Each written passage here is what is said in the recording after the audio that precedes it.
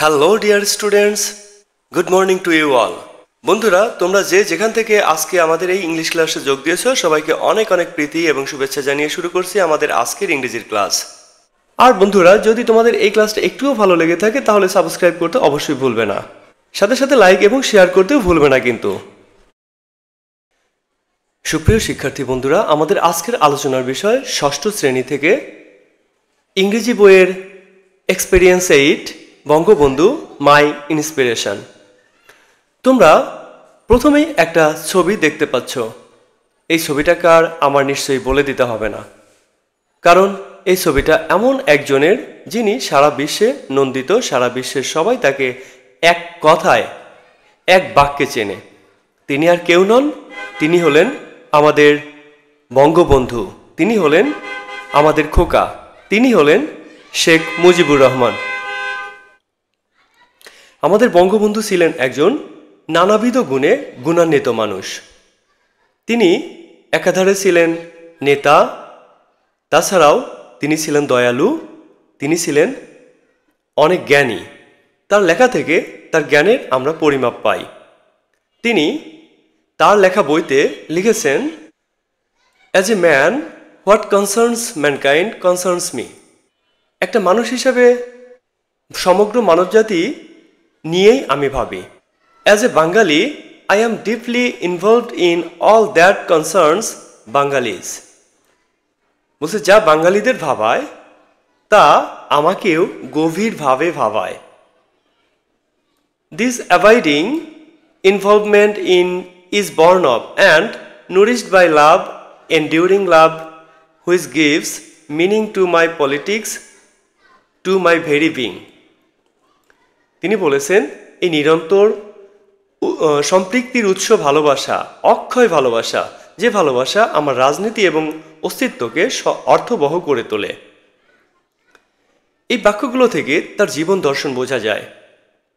তিনি শুধু যে একজন নেতাই তা কিন্তু নন, তিনি সমগ্র মানবজাতির পক্ষের একজন, নির্যাতিত লোকদের পক্ষের একজন মানুষ।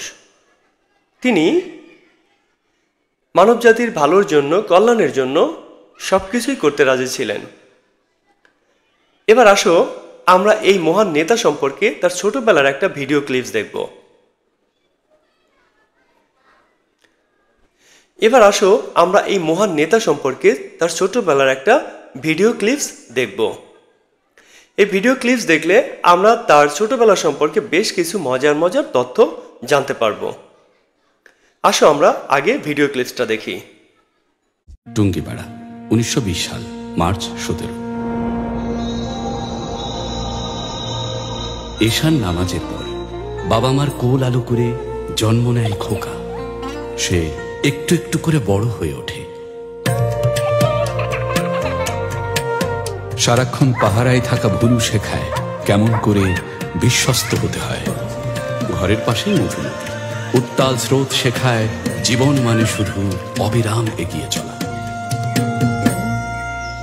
ডুমুর গাছে মাছরাঙা অসীম ধৈর্য নিয়ে বসে আছে। খোকা শেখে লক্ষ্যে স্থির থাকা। ধুলো মাখা মাঠে বন্ধুরা শেখায় কি করে দুর্দান্ত একটা টিম বানানো যায়।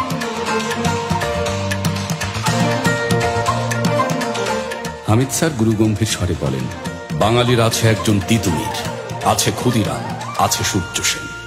খোকা বড় বড় চোখ মেলে তাকিয়ে থাকে।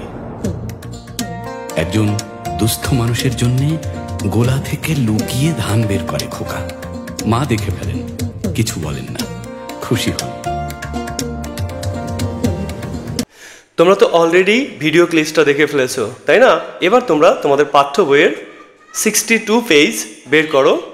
আমরা 62 পেজে 8.1-এ কিছু প্রশ্ন দেখতে পাবো, যে প্রশ্নগুলো এই ভিডিও ক্লিপ রিলেটেড। এই যে এখানে যে প্রশ্নগুলো দেওয়া আছে, এই প্রশ্নগুলো তুমি তোমার সহপাঠী, তোমার বন্ধুর সাথে গ্রুপে অথবা জোড়ায় জোড়ায় এগুলো নিয়ে আলোচনা করে উত্তরগুলো খুঁজে বের করার চেষ্টা করবে। তোমাদের অসুবিধা হতে পারে, এই কথা ভেবেই আমি তোমাদের উত্তরগুলো কীরকম হতে পারে সেই ব্যাপারে সাহায্য করছি। প্রথম প্রশ্ন, when was Bangabandhu born? Bangabandhu কখন জন্মগ্রহণ করেছিলেন? আমরা ভিডিও দেখেছি যে Bangabandhu was born in 1920. What was his nickname? তার ডাকনাম কি ছিল? আমরা জানি তার ডাকনাম ছিল খোকা, তাই না? তাহলে আমরা লিখব his nickname was Khoka. 3 number question দেখো, do you think Bangabandhu was very friendly in his childhood?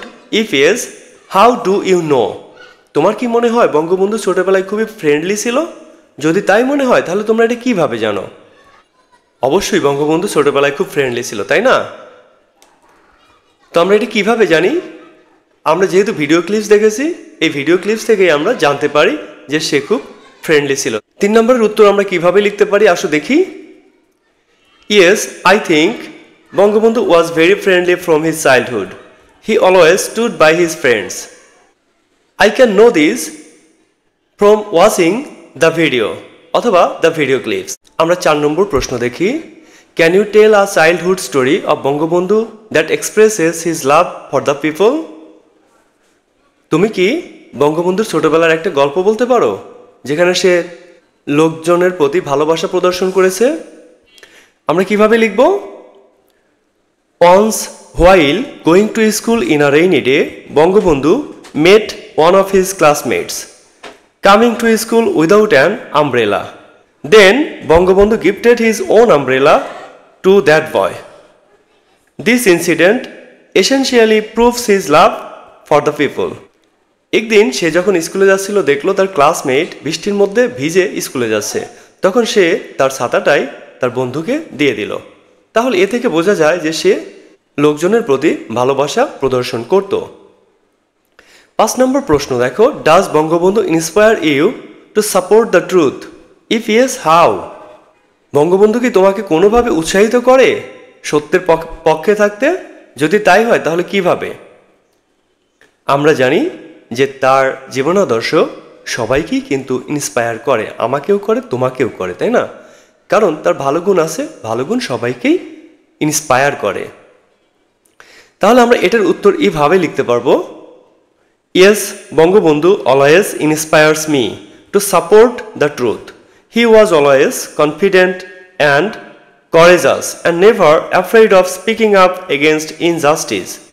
He was used to speaking the truth even in front of danger. This feature of Bangabandhu inspires me to support the truth. বাংলায় এরকম বলা যায় যে হ্যাঁ, বঙ্গবন্ধু সর্বদাই আমাকে সত্যের পক্ষে দাঁড়াতে প্রেরণা যোগায়। তিনি ছিলেন সর্বদা আত্মবিশ্বাসী, সাহসী এবং অন্যায়ের বিরুদ্ধে কথা বলতে কখনোই ভয় পেতেন না। এমনকি বিপদের সময়ও তিনি সত্যের পক্ষে কথা বলতেন। বঙ্গবন্ধুর এই চারিত্রিক বৈশিষ্ট্য আমাকে সত্যের পক্ষে দাঁড়াতে অনুপ্রেরণা যোগায়। ডিয়ার স্টুডেন্টস, আমাদের আজকের ক্লাস এই পর্যন্তই শেষ হলো। আমাদের পরবর্তী ক্লাসে আবার দেখা হবে। সে পর্যন্ত তোমরা সবাই ভালো থেকো, আর অবশ্যই নতুন নতুন ভিডিও পেতে সাবস্ক্রাইব করে আমাদের সাথেই থেকো।